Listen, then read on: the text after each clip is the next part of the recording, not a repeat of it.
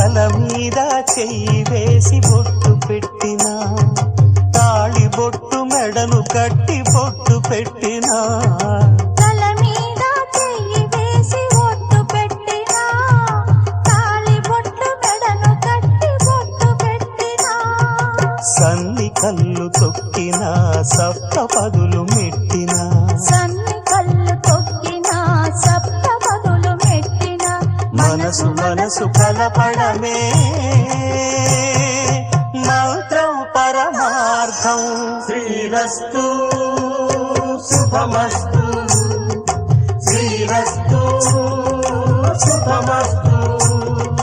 శ్రీకారం చుట్టుకుంది పెళ్లి పుస్తకం, ఇక ఆకారం దాచుతుంది కొత్త జీవితం.